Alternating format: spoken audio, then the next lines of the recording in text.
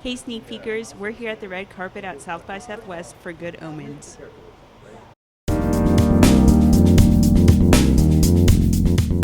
How was it preparing for the role to play an angel?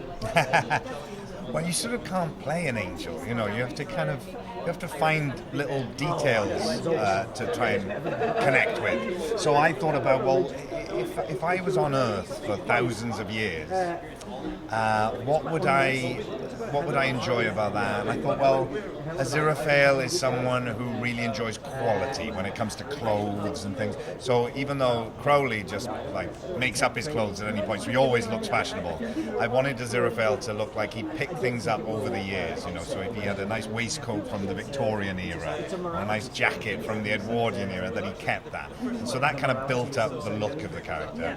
And I like the idea that he's sort of like a comfortable old sofa, but as a person, you know.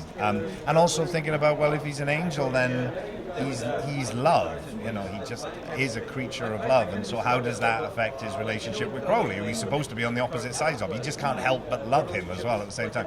So you sort of focus on those kinds of things rather than the kind of label of angel. How did you prepare to play the role of a demon? I suppose I prepared by reading the script, then reading the novel, then chatting with Douglas, our director, chatting with Neil, our writer, our showrunner, our genius, and then just by kind of being on set with Michael, really, and starting to play those scenes and starting to see how these two characters, where they kind of sat with each other, how, they've been on Earth together since the Garden of Eden, so it was, I suppose, just trying to find what would that be if you'd lived on Earth forever and you'd lived amongst humans. What would you take from them? What would appeal to you about what it's like to live amongst human beings? And what would you wear? How would you embody that? And he ended up becoming a little bit rock and roll and a little bit sort of not nearly as cool as he likes to think he is, but he likes to think that he's really cool. I know that y'all shot at several different locations, and I was wondering what was your favorite one to film at? Oh, that is a hard one because we did go to some amazing places. We finished filming in South Africa, and I remember being out in the desert, which was incredible. And but I think possibly my favorite place was the Globe Theatre, where we shot the Elizabethan period stuff, and being at the opening night of Hamlet, and that was fun because it was the actual Globe Theatre. So, and I'd never been in there before; I'd never seen anything. So to be dressed up in Elizabethan clothes and being at the Globe Theatre, but also Aziraphale's bookshop, which was not a real place. They built the set in an airstrip, but it was possibly the nicest place I've ever been in. I just loved it there. I wanted to live there for the rest of my life, and then we had to burn it down at the end of the shoot. I know, that was really sad, yeah. Oh, that's hard to say. St James's Park in London, right in the shadow of Buckingham Palace, that was quite cool. We filmed in Shakespeare's Globe, the theatre on the south bank of the Thames.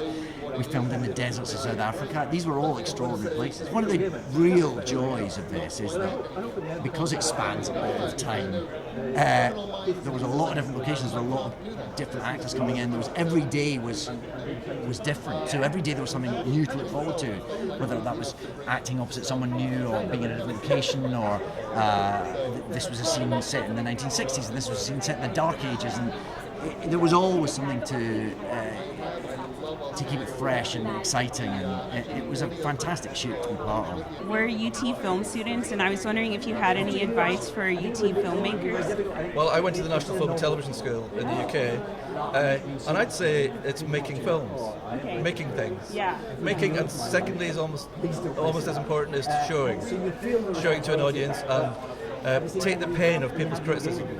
You know, it's lovely if people say that what you do is great, but it's much more interesting if people tell you what they think is wrong.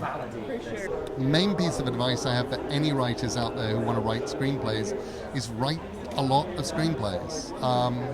Write them as experiments. Grab a short story that you love and turn that into a screenplay, even if you know it'll never be made, because you'll have written a script, and having written a script is more important than not having written a script. Think about what you're doing, but don't think about it to the point where you freeze. Just keep going, finish things. That's always the biggest piece of advice. It's an industry, every position in this industry is oversubscribed. There are lots of people who want to be filmmakers, be actors, be camera people, the sound people. You know, there are lots of people who, and there are lots of very talented people who can do our job. So I just think, be nice, be on time. If you can do that, then the rest is luck.